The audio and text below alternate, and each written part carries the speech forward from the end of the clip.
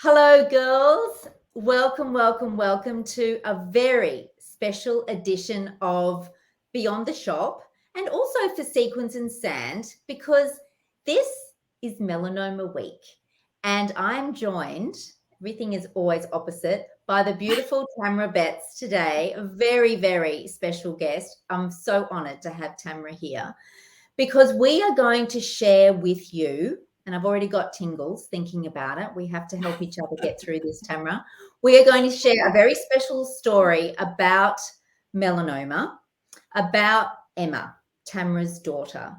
And we're hoping that by sharing this story, you'll become more aware of what melanoma is, what is being done to find a cure, and how you can help do that with us.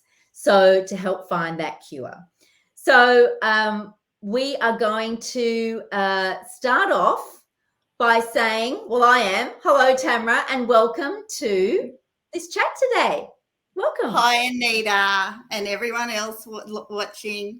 Yeah, we've got to remember that people are going to be watching this, and that's a bit surreal, isn't it? I know it's kind of strange. We think we're just having a chat, but there's going to be other people watching at some stage. And how are you feeling? You're breathing all right? I know this is a bit of a new Yes, I'm breathing. You're doing very well. I'm so grateful, Tamra. Thank you so much for being here today. This is such an important message, and what you do is incredible. You have to know that. You are amazing. Thank you. I first met your beautiful daughter, Emma, back in, you and I worked out, it was 2015. Yes.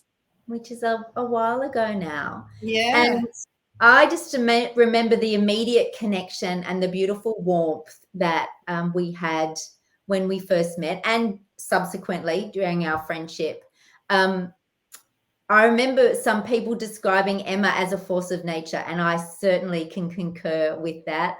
She had amazing energy, and we connected because she wanted to write, she told me. You know, she just wanted to write. So she wrote a few articles for Sequins and Sand about sun safety. And then we also got involved with the first Through the Looking Glass, which was Emma's big fundraiser. She was always awareness and raising funds for melanoma research, wasn't she, Tamra? Absolutely, yes. To be able to focus on something positive was really important to her. Yeah. So maybe we should backtrack a little bit now, and maybe would you like to talk a bit about your beautiful daughter and her story, her journey with melanoma? Yeah, well, Emma finished school, finished year 12, went off to uni, and then from there headed over to East Timor to do some voluntary work in disability services. It was over there that they picked up the mole on her shoulder while she was out scuba diving. She came home, had it removed at the GP. It then came back that it had that it was a type of melanoma. So from that, they did a wider incision. She was diagnosed with stage 1, and we were told that, you know, moving forward, she would need regular skin checks, which I might add, she used to have skin checks before, but once you have one melanoma, the chances are there will be more. So she did that. She'd come home from Timor every 3 months at that stage, and she'd have her checks done. And it was about a year later that, still in Timor, she found a lump under her arm. She acted upon that very quickly. She was actually very close to finishing her term over there. So she actually packed up, came back here to Brisbane, went straight for a biopsy, and it was at that stage, stage 3. So there was not a lot of treatment options at that stage. So it was basically lots of PET scans to see if it had spread or whatever. And then we actually found out that, yes, it actually was stage 4. It had it was now like in her liver and her lungs. So it actually progressed very, very quickly. She was then put on what they call a targeted therapy, which for her actually fed the tumour. It just grew uncontrollably. So at that time, we were given like, maybe 6 months left with her, but they were just starting all their work into immunotherapy, and Emma was so lucky to get on a Keytruda trial, which she went on that. She moved her wedding forward just in case that treatment didn't work, but it did. So we went on to have 3 years of really good general health. And it wasn't until probably the last 3 or 4 months that she deteriorated. So she was on that drug for 2 years. And then there was progression on a few of the tumours. But, she was able to get married. She travelled. She started her blog, Dear Melanoma, started her online business. So it was just, it was just go, go, go, trying to fit as much as possible into what life she had. Yeah, incredible. And how quickly all of that just changed. Your lives were turned Absolutely. inside out, upside down, in every direction in such a short space of time. So you talked about her blog there, Tamra, Dear Melanoma, and I know she loved to write. That, just share for those who are not aware of Dear Melanoma, just what an incredible vehicle that was. Well, she did like to write, and it was her way of actually being able to put her feelings and vent down on paper. So what she decided that she would do is she would share it through social media. And from that, Dear Melanoma was born. And it went on to be very, very successful in educating.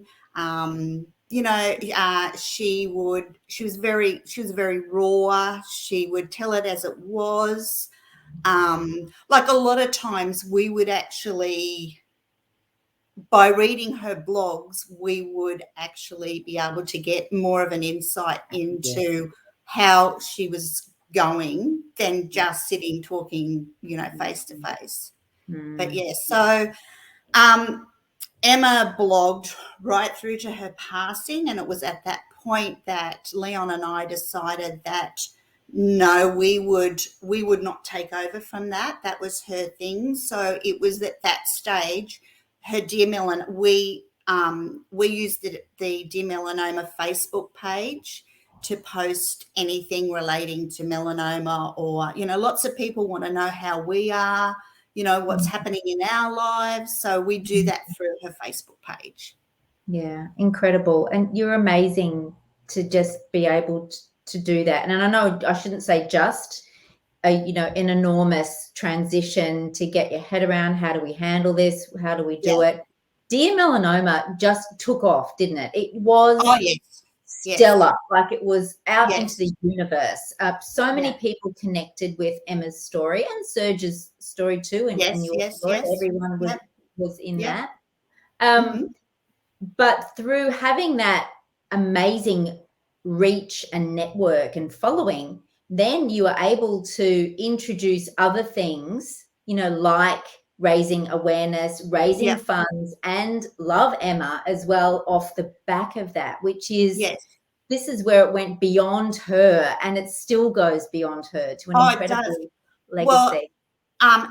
When Emma passed, she had, I think it was like 15,500 followers, and we're now like 28,000 plus. So even after her passing, like the impact, and even, continually getting messages, about people that have, heard Emma's story, they've found a mole or something, and they've gone off to the doctor. They need to have it removed or whatever, or just the people that would never ever go and have a skin check done that now make it They their do. yearly. Yeah.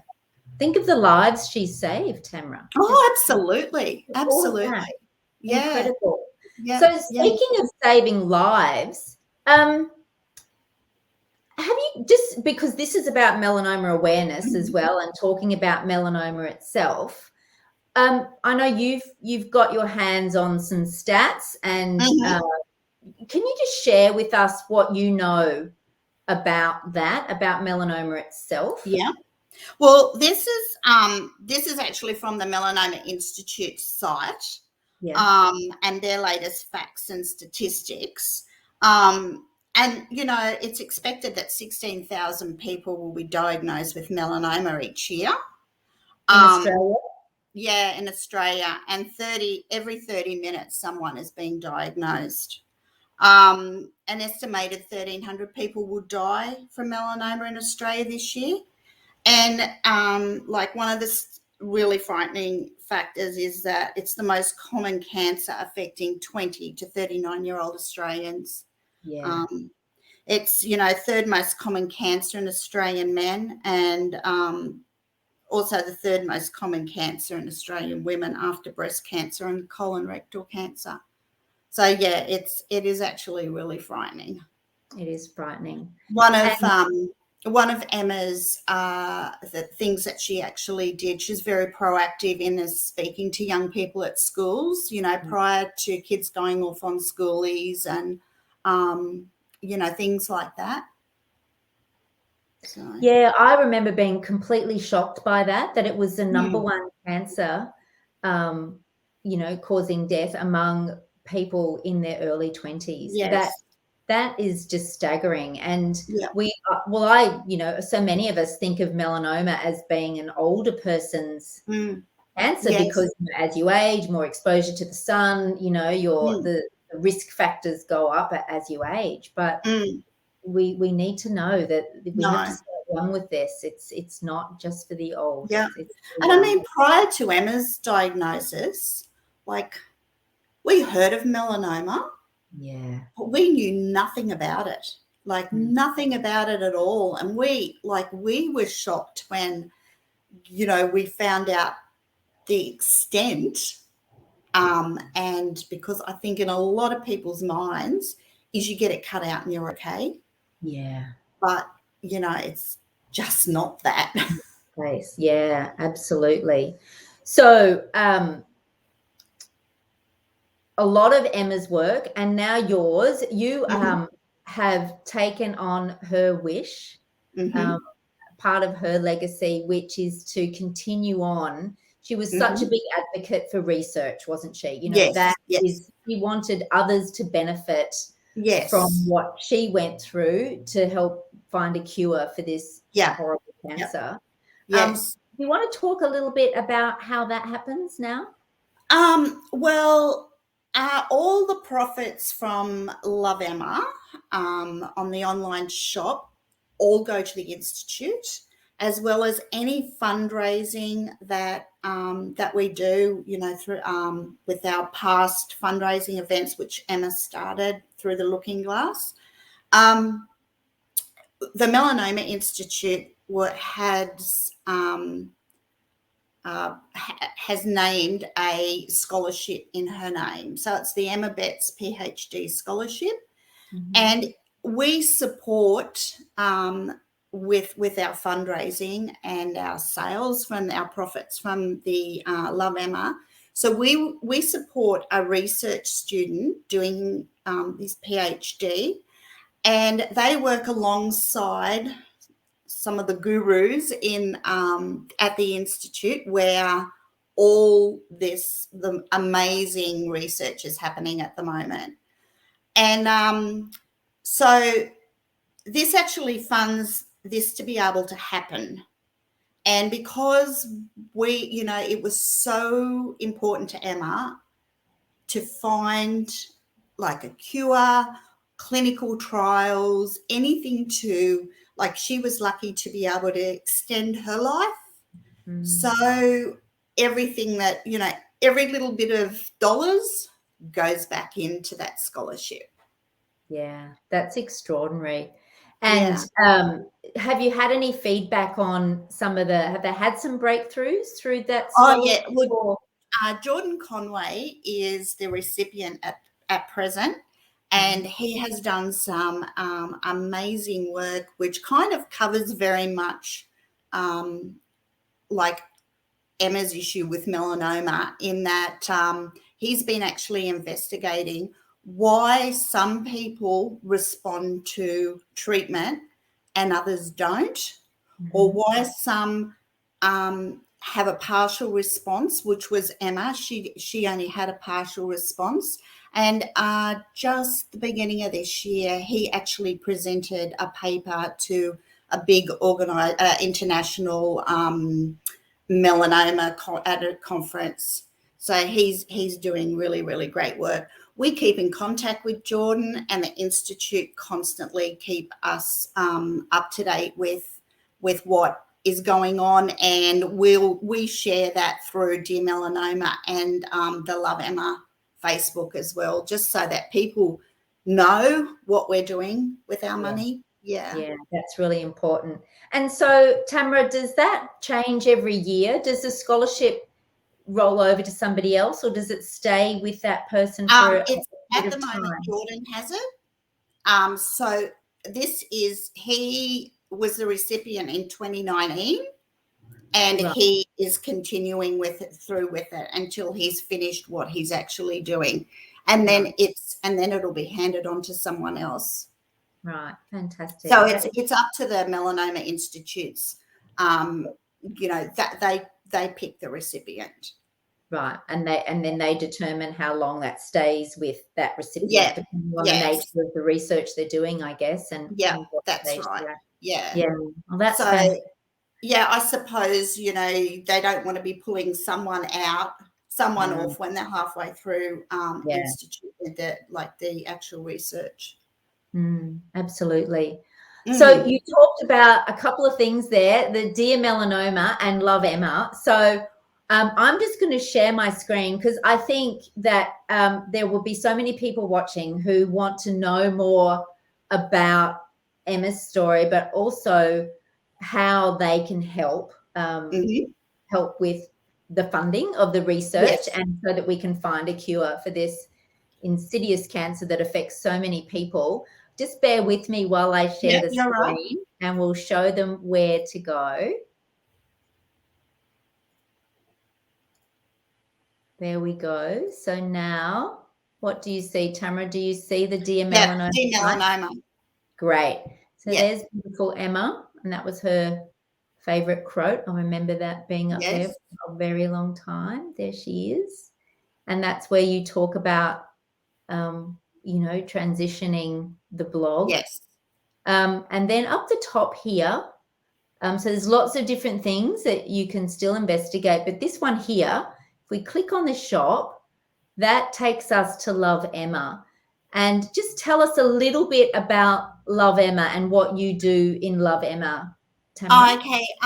So Love Emma started in January of 2016. So Emma worked in a little gift shop, and one day a customer was there, and she had a friend who had breast cancer, and she said to Emma, would you be able to help me put together a few little gifts for my friend? And Emma said, and she didn't often share her personal life with customers, but she just felt the need to say, yes, I can actually do this. I know exactly what your friend's going through. I have melanoma. So she kind of come away from that, and she thought, oh, wow, I could actually do something like this. I could have an online store.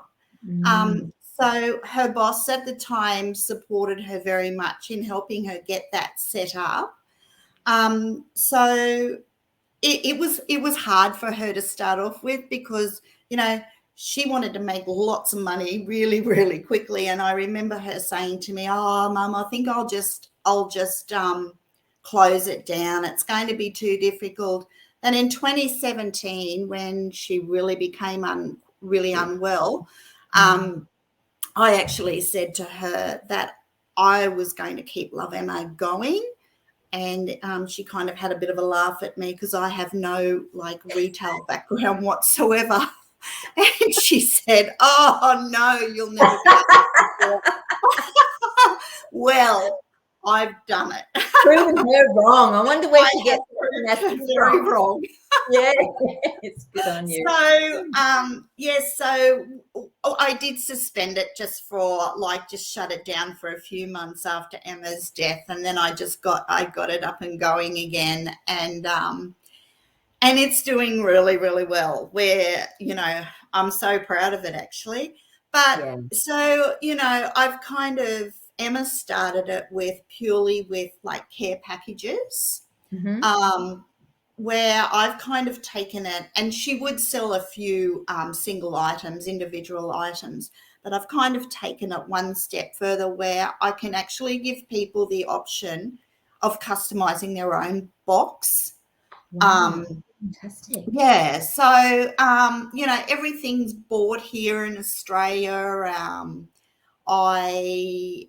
I've got I'm surrounded by some wonderful people who give me ideas and steer me in different directions. But yeah, I'm pretty proud of Love Emma. You should be very proud of Love Emma. And I know Emma would be bloody proud of you. That's awesome. Absolutely. So we'll just have a quick tour of the Love Emma site. There are the gift boxes, and there's all different sorts, and as you say, they can also customize their own box. But we're coming into Christmas, and there are some beautiful Christmas decorations in there as well, and some cards.